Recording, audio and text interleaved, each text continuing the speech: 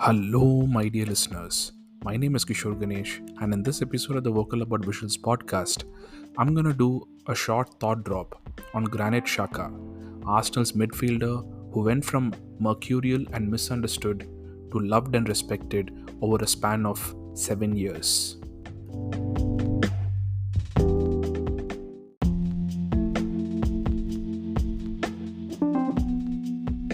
Granit Xhaka was a divisive figure right from the beginning of his Arsenal career.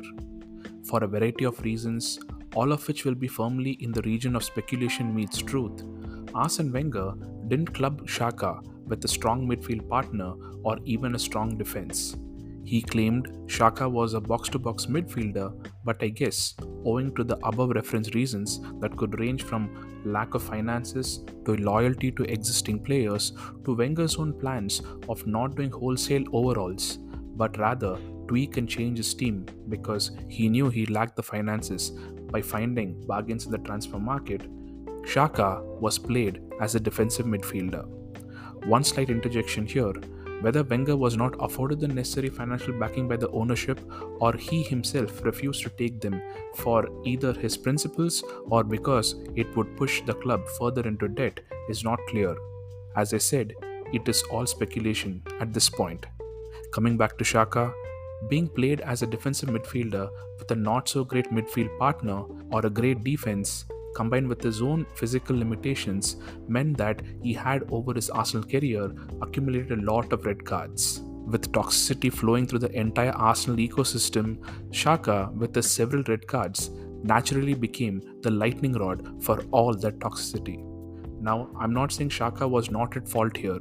He is an extremely headstrong individual with a very clear sense of morality who doesn't take, for the sake of the algorithm here, let's say excrement from anyone, and that included the Arsenal fans who booed him off the field in 2019 when he didn't get off the field quickly enough for the match to restart because at that point, I believe Arsenal were trailing Crystal Palace at home. To this, he had a very Shaka-esque reaction where he asked the fans to F off on live TV and was eventually stripped of his captaincy. Basically, the nadir of his Arsenal career. Now, this is where the tale gets very interesting. Throughout this period, Xhaka was the one player that every manager without fail picked in his team. From Wenger to Emery to Ljungberg to Arteta, they never ever failed to pick him. Now remember that Xhaka was inhabiting an Arsenal dressing room with multiple toxic individuals who had joined together to form cliques. Fat cats on fat paychecks who were seeing Arsenal as a cozy retirement home as opposed to an elite football club. And Xhaka never joined any of these cliques, when more than any one of those players he had arguably the most reasons to. Cut to Arteta's reign when he started weeding out the toxic fat cats. Xhaka found himself getting surrounded by people who were positive and, more importantly, hungry to be great, just like how he always had been. So, to add to Xhaka's qualities of headstrongness, if that's even a word, and morality, is loyalty and ambition. Now, the story is changing, isn't it? As we get further and further into Arteta's reign, who has been cleverly amplifying Xhaka's positives and lessening the burden on him, we, the fans, got to see the real Xhaka beyond the controversy, the red cards, and that infamous day.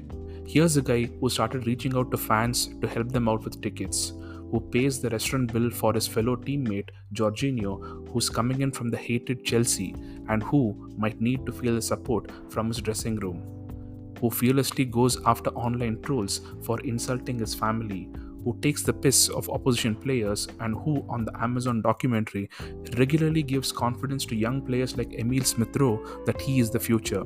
And the one that I personally like, for all his hot-headedness, Granit Xhaka can take a joke when Saka teases him about his red card. And then comes the crucial moment where, after achieving the promise of being a box-to-box midfielder and scoring multiple goals for the Arsenal in the just concluded season, he was hit with his very own song by the home crowd at the Emirates. A complete and total 180 had been achieved. From the villain to the hero who was serenaded by the home fans, Granit Xhaka's fairy tale had finally hit the good part. And then The news came of his departure to Bayer Leverkusen in this summer's transfer window after having restored Arsenal back to the Champions League. It was a rumor that was unbelievable at the beginning but later was confirmed to be true by multiple reliable sources. And come the final day of the season when Arsenal thumped Wolves 5-0 and this time didn't go mad with celebrations, just like how Wolves would have wanted it, a song that was very distinct and dedicated to Xhaka rang through the Emirates. We want you to stay, we want you to stay, Granit Xhaka, we want you to stay. The icing on a fairy tale of a cake. Now, the reason why I was compelled to write a piece on Xhaka is because he's a real life example of how effort, good morals, and a good attitude will eventually get you success and glory. Sure, it may not be an universally accepted symbol of success like the Premier League trophy, but then again, that's why this is real life. But that's not the only indicator of success, is it? The place that Xhaka has gained back amongst Arsenal fans, the fact that he has the respect and admiration of his peers and his managers, a great and healthy family, and if trophies are your only measure, well, he has won 2 FA Cups and 2 Community Shields too with the Arsenal. And for me personally, Xhaka symbolizes relentless effort and the right attitude.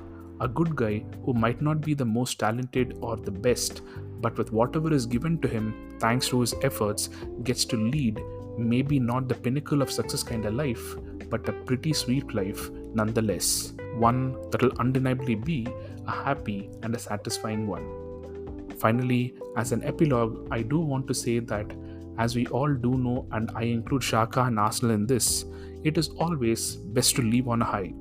Let Xhaka leave to live out his life at Leverkusen for the next 4 years, enjoy his playing days, and then I have a feeling he will find his way back to Arsenal in some capacity in the future. Once again, my name is Kishore Ganesh. This is the Vocal About Visuals podcast, and thank you, my dear listeners, for your time and for listening. Please do give this podcast a follow on your preferred podcast platforms and on YouTube. Follow me on Twitter and Instagram at Podcast Plural, where I'll post links to my upcoming podcast episodes and my views on Arsenal FC and the world in general. Thank you.